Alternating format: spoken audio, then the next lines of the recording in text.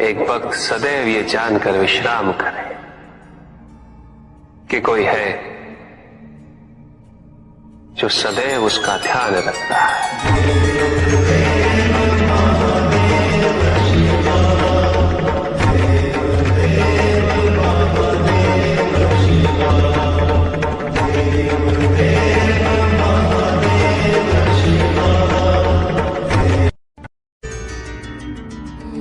भक्त की भक्ति और उसकी श्रद्धा से प्रसन्न होगा।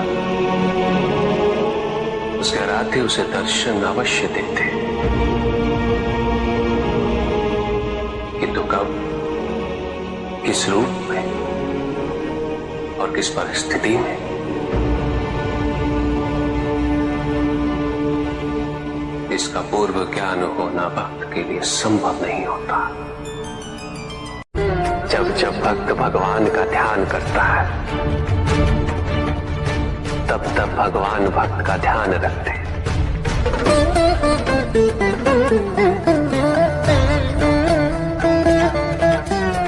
किंतु जिस क्षण भक्त भगवान का ध्यान नहीं करता,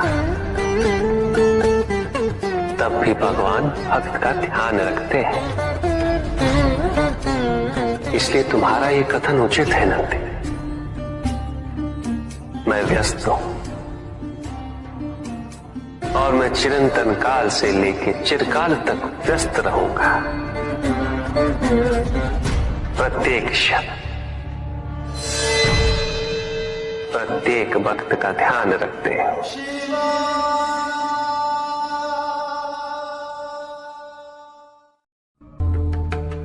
जिसके कारण स्वार्थ, विनाश, क्रूरता, अशांति और भय में वृद्धि हो, वह ज्ञान है।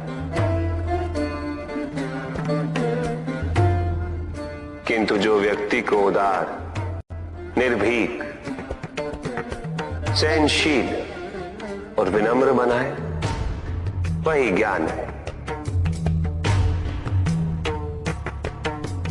अज्ञान की शक्तियां दुरुपयोग करने हेतु प्रेरित करती हैं, किंतु जो अपनी शक्तियों और अपने सामर्थ्य के प्रति अपने उत्तरदायित्व को समझाए, जो न केवल अपने अपितु अपने से पहले संसार के उद्धार हेतु प्रोत्साहित करे, वो ज्ञान है। ज्ञान का मूल उद्देश्य ही परोपकार है, सृजन है। दूसरों की भावनाओं को समझना, उनका आदर करना, यही ज्ञान है। क्योंकि ज्ञान हमें न केवल अपने अपितु दूसरों के दुख और सुख के प्रति भी संवेदनशील बनाता है। किंतु जो दूसरों की भावनाओं का अनादर करे, उसे ज्ञान की श्रेणी में कैसे रखा जा सकता है? अज्ञान के कारण व्यक्ति सांसारिकता में बंधता जाता है, मोह माया में उलझता जाता है। अज्ञान परम सत्य से दूर ले जाने का माध्यम है, किंतु ज्ञान व्यक्ति को परम सत्य की ओर ले जाता है। ज्ञान मुक्तिदायक है, मोक्ष का मार्ग है, और इस मुक्तिदायक ज्ञान का सर्वोच्च रूप है आत्मज्ञान। और यही ज्ञान की पूर्णता भी है कि व्यक्ति अपने को समर्पित कर दे,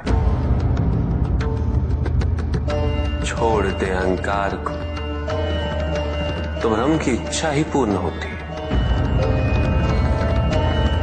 और अभी भी वही फलित हो रही है।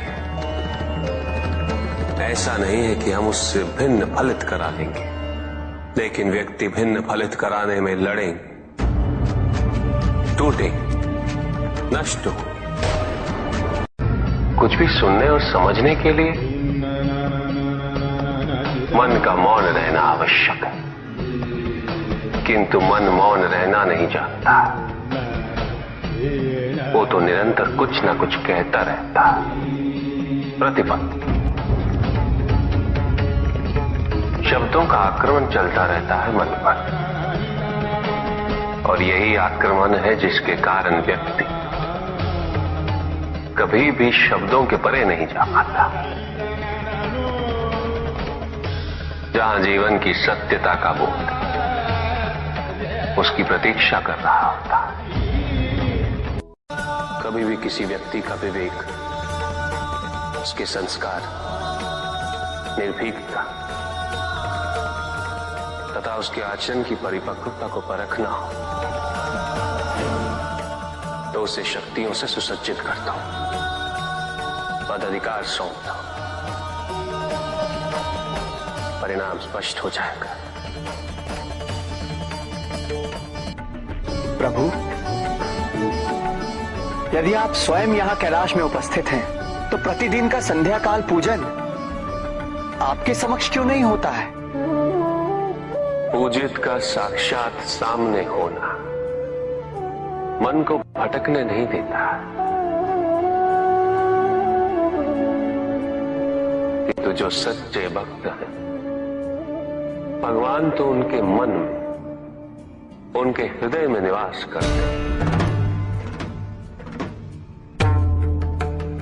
जिनके हृदय में श्रद्धा है, उनके लिए पूजा करने हेतु अपने आराध्य का साक्षात सामने होना अनिवार्य नहीं।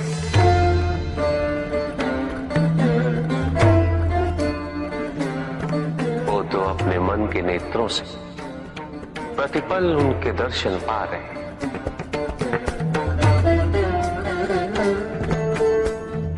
उनकी प्रत्येक अनुभूति में भगवान है।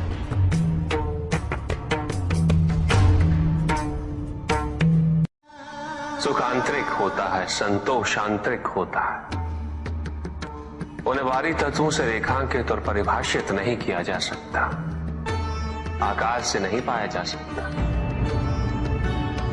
आकार के आधार पर केवल अहंकार ही उत्पन्न होता है, क्योंकि आकार से तुलना करने का संदर्भ प्राप्त हो जाता है। यदि तुम्हारा आकार छोटा है तो तुमसे भी छोटा कोई ना कोई अवश्य होगा, और यदि उसी प्रकार तुम विशाल हो तो तुमसे भी विशाल इस संसार में कोई ना कोई अवश्य होगा। इसीलिए शरीर या आकार की तुलना करना कभी भी शाश्वत सुख का आधार नहीं बन सकता। युद्ध किसी व्यक्ति से नहीं गणेश, मानसिकता से होता। युद्ध में संघर्ष अच्छाई या बुराई का नहीं होता, सभी में अच्छाई है और बुराई भी है पुत्र। युद्ध तो विचारधाराओं का होता है। व्यक्ति अपने पराक्रम पर, अपनी क्षमता पर